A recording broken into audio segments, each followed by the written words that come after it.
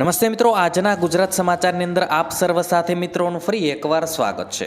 તો આજના સમાચાર વિશે વાત કરું તે પહેલાં તમને જણાવી દઉં કે વિડીયો ખૂબ જ અગત્યનો છે અને આજના સમાચારની અંદર ખેડૂત ઉપયોગી સમાચારો વિશે વાત કરેલી છે. તો વિડીયોને છેલ્લે સુધી જોતા રહેજો અને ચેનલને હજુ સુધી સબસ્ક્રાઇબ ના કરી હોય તો તે પણ કરી લેજો.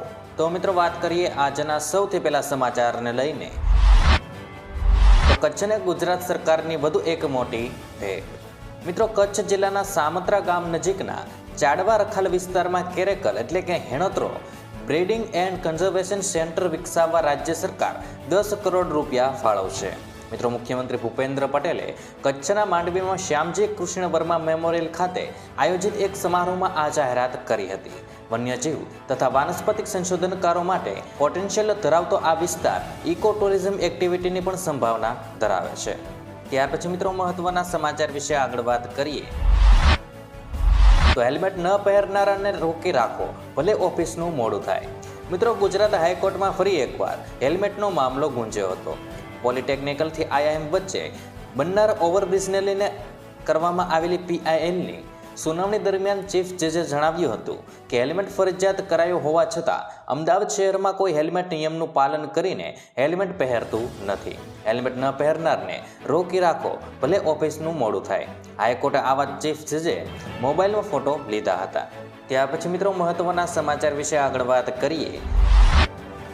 તો ઓક્ટોબરમાં આવશે 2 વાવાઝોડા. મિત્રો, રાજ્યમાં અત્યાર સુધીનો ચોમાસાની સિઝનનો સરેરાશ 137.62% નોંધાઈ ગયો છે વરસાદ. મિત્રો, હવે ચોમાસાને અડધા ગુજરાતમાંથી વિદાય લઈ લીધી છે.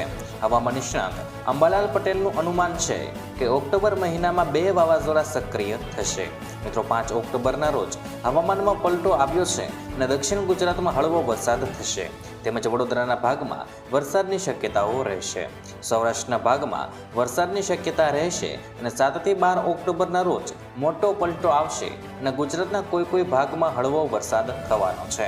મિત્રો, 7 થી 12 ઓક્ટોબરમાં અરબ સાગરમાં હલચલ જોવા મળશે અને 12 થી 18 ઓક્ટોબરના રોજ વાવાઝોડાનું સક્રિય થવાની શક્યતા છે. ત્યાર પછી મિત્રો મહત્વના સમાચાર વિશે આગળ વાત કરીએ. તો ઓક્ટોબરમાં 15 દિવસ બેંકો રહેશે બંધ.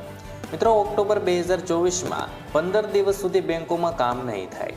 દેશમાં વિવિધ કારણોસર બેંકો અલગ અલગ સ્થળોએ 9 દિવસ સુધી કામ કરશે નહીં. આ સિવાય 4 રવિવાર અને 2 શનિવારે પણ બેંકો બંધ રહેશે. મિત્રો, 2 ઓક્ટોબરે ગાંધી જયંતિ, 12 ઓક્ટોબરે દશેરા અને 31 ઓક્ટોબરે દિવાળીના દિવસે દેશભરમાં બેંકો બંધ રહેશે. મિત્રો, આ ઉપરાંત વિવિધ રાજ્યોમાં સ્થાનિક તહેવારોના કારણે બેંકો બંધ રહેશે. ત્યાર પછી મિત્રો મહત્વના સમાચાર વિશે આગળ વાત કરીએ. તો દિવાળી પહેલા ગેસ સિલિન્ડર ફ્રી. મિત્રો, ઉત્તર પ્રદેશની યોગી સરકારે દિવાળીના અવસર પર રાજ્યની જનતાને મોટી ભેટ આપી છે. મુખ્યમંત્રી યોગી આદિત્યનાથે જાહેરાત કરી છે કે પ્રધાનમંત્રી ઉજ્જવલા યોજના હેઠળ નોંધાયેલા તમામ લાભાર્થીઓને મફત એલપીજી સિલિન્ડર આપવામાં આવશે. દિવાળી પહેલા તમામ લાભાર્થીઓને આ સિલિન્ડરનો પહોંચવાનું લક્ષ્ય નક્કી કરવામાં આવ્યું છે, જેથી મિત્રો તમામ પરિવારો કોઈપણ આર્થિક બોજ વગર તહેવારની ઉજવણી કરી શકે. મુખ્યમંત્રી યોગી આદિત્યનાથે અધિકારીઓને સૂચના આપી છે કે લાભાર્થીઓનું એલપીજી કનેક્શન હજુ સુધી આધાર સાથે લિંક નથી થયું તેઓએ તેને શક્ય તેટલી વહેલી તકે લિંક કરવું પડશે, જેથી કરીને તેઓ ઉજ્જવલા યોજના હેઠળ ફ્રી સિલિન્ડર યોજનાનો લાભ મેળવી શકે. મિત્રો, મફત સિલિન્ડર મેળવવા માટે પ્રધાનમંત્રી ઉજ્જવલા યોજના હેઠળ લાભાર્થીની નોંધણી જરૂરી છે. આ સિવાય એલપીજી કનેક્શનને આધાર સાથે લિંક કરવું ફરજિયાત છે. મિત્રો, ઉજ્જવલા યોજના હેઠળ લાભાર્થીઓના સરનામે મફત સિલિન્ડર પહોંચાડવામાં આવશે, એટલે કે દિવાળી પહેલા સામાન્ય લોકોને સિલિન્ડરની ચિંતા કરવાની જરૂર નથી. ત્યાર પછી મિત્રો મહત્વના સમાચાર વિશે આગળ વાત કરીએ. તો યુવાનોને મળશે 5,000 રૂપિયા દર મહિને. મિત્રો, કેન્દ્ર સરકાર યુવાનો માટે એક નવી યોજના શરૂ કરવા જઈ રહી છે, જે યુવાનોને નોકરી મેળવવામાં મદદ કરશે તેમજ તેમને દર મહિને 5,000 રૂપિયા સુધીની રાહત તરીકે પણ આપવામાં આવવાના છે. મિત્રો, આ એક નવી સ્કીમ હશે જેના માટે ગાઈડલાઈન ટૂંક સમયમાં જાહેર કરવામાં આવી શકે છે. મિત્રો, આ ઉપરાંત સરકારી યુવાનો માટે આ યોજના હેઠળ એક નવું પોર્ટલ પણ વિકસાવવામાં આવશે.